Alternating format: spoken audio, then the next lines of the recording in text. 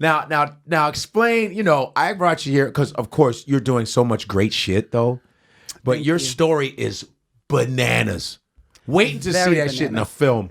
I'm waiting. You know what I mean? So tell us what happened when I said you had been out of touch for 10 years.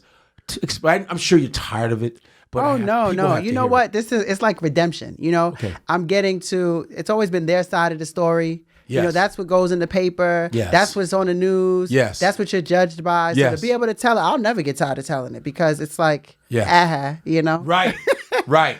I get to tell it. But, you know, to answer your question, you know, where was I? I was in prison. So I was sentenced to 10 and a half years in the feds. Wow. So that's where I was. I was gone.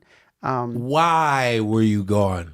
I was gone because, you know, I had a company, Apogee Financial, you know, and it was basically dealing with trading commodities. What led you to getting into that first? You know, because you're in track and field, you're in high school. What got you into that? Was it a friend told you about something? You know what? Just interest in money. It's like, you know, we talked before, like my dad was always like a getting money guy. You know, he was from Jamaica, came to America, you know, grew up in the street. You know, was always into music and into money, always hustling. Right. So I grew up seeing that. So when it was my turn to be able to use my brain to figure out how I could make some money, I wanted big money. I wasn't old were satisfied. My first business venture, I was probably about 16. I had a penny saver. I went around to businesses and collected their little business cards, and I charged them $25. I said, give me a business card and give me $25. I'm going to put your business card in like a little magazine and I'm going to distribute them. And I'll come back every month. So I went to like, you know, 50 different businesses and collected them. And I really just made copies and then stapled them together and handed them out. But you do the math, you know. Wow. That's nice money. Yeah. 50 so, times 25. Yeah. I would go in there and I'd say, you know, your business cards are just sitting on your table here. Right. People have to come in to get them. The point is to get more people to come in. What Right. good are they just sitting in here? Let me get them out. Right. So that was the first thing that I did. And then I had a laundry service. I would pick up people's laundry and wash it and fold it and dry it. You actually washed it or you just dumped it in some water? I washed it. Dried it. Okay. I went to the laundromat and I booked a couple of the machines for myself over in the middle of the night. Oh, wow. Yeah. So I would go and I dragged my mom with me. And you just did your own laundry service. I just did it on my own. Okay, you went from that to laundry service to what else? I worked as a telemarketer at a mortgage company. Wow. And then you was getting all your training. Yeah, I was doing everything. So I after that, I said, Dad, there's a lot of stuff I learned that people don't know about mortgages and lending. I should teach people. So I printed some flyers, stole some stuff from the office, and then I went to my apartment and turned it into a mortgage training school. Smart as Charge fuck. people. So I've always been like that. Like, you know, always. You're just resourceful, smart. I think problem solving, like I'm always finding problems. I want to fix it. And I'm like, Yeah. well, let me get paid to fix it or make Word. things more convenient. You know? Word. You should be in politics. We get paid to fix your bullshit ass problem. But I'm not shiesty, so that wouldn't work. Oh, so you're not shiesty. No, I'm not shiesty. No. So So I couldn't do politics. Okay, that's beautiful. No, so now you're doing that. So now you're doing this mortgage, whatever. Now what happens? So the mortgages was like the gateway drug. You know how they say like weed in school? They say that's the gateway drug. You remember that? Yeah. So mortgages is like the gateway drug to money. Okay. Because when people are filling out mortgage applications, they have to put their job title. Right. And a lot of these job titles I never heard of.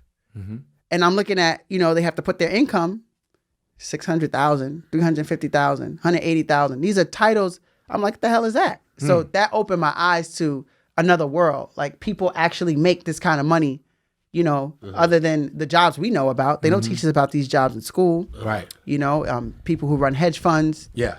Who knows about that? So I started getting curious and I started like doing some research. And one of the things that somebody called me for was that they needed money to get involved in trading platforms. I'm like, what the hell is that?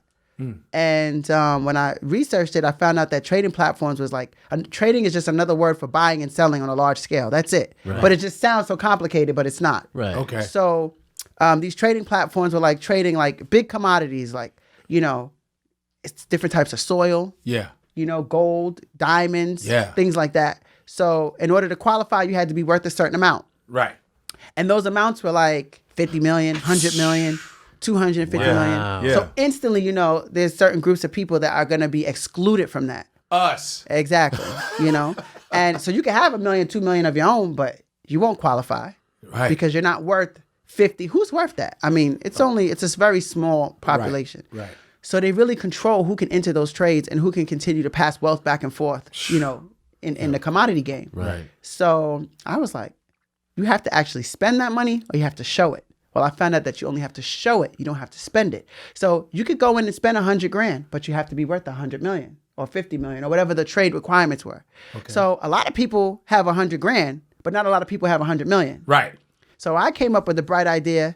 Well, if I make people look like they're worth $100 million just so they can get in the door and spend their $100,000, then that kind of levels the playing field a little bit. Right. But that was a big mistake because I don't think they wanted that, field to be leveled. You know what I mean? Right. Is that illegal?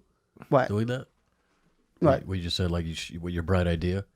Well, no. I did something illegal, but it wasn't that. So what I did is, Godfrey has $100 million. I have $100,000. Godfrey puts me on his account, and now I have $100 million on paper as well.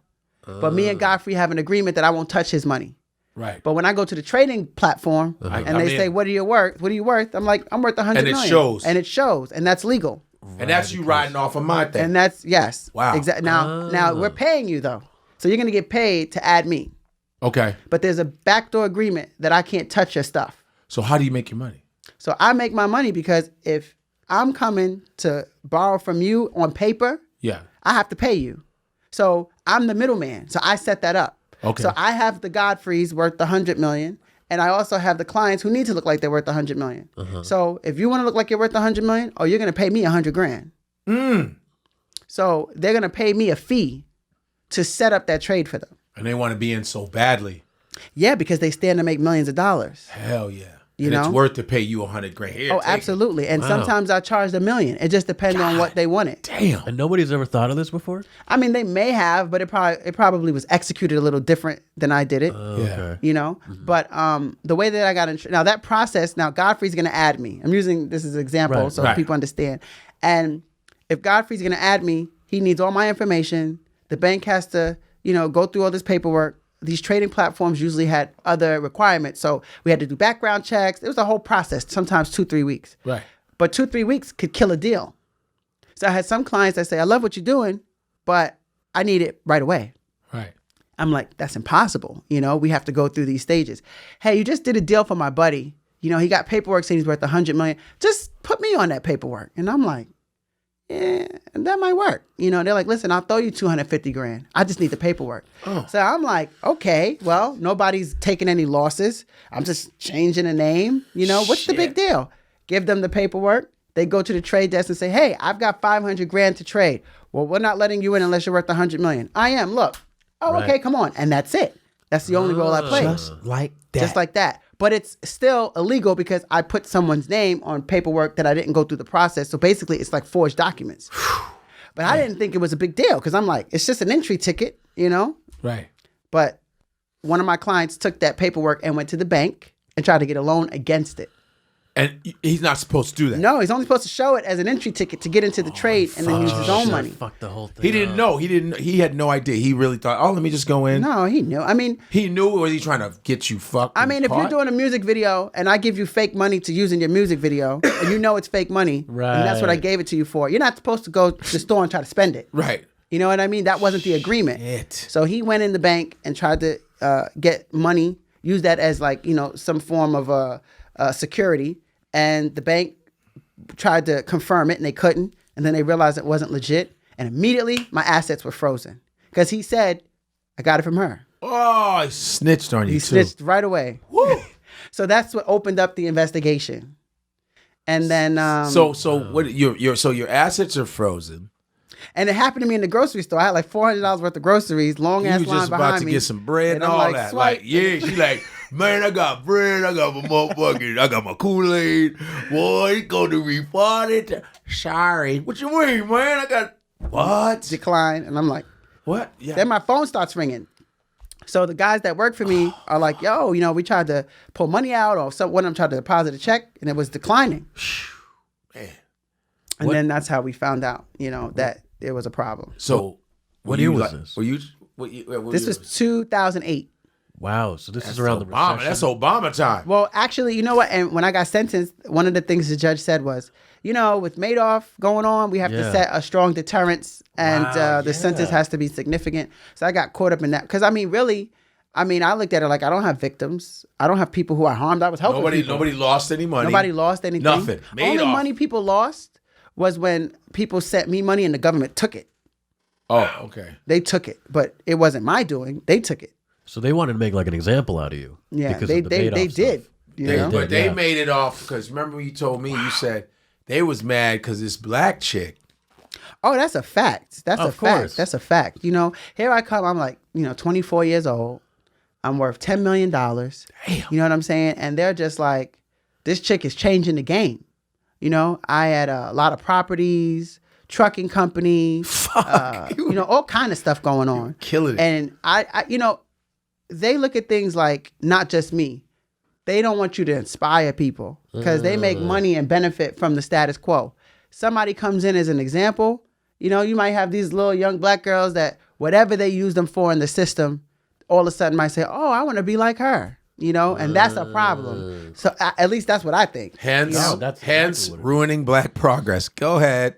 Yeah, because there's money in when you have such a large group of people Failures. Yeah. who are not progressing. Oh, yeah. There's a lot of my sheep.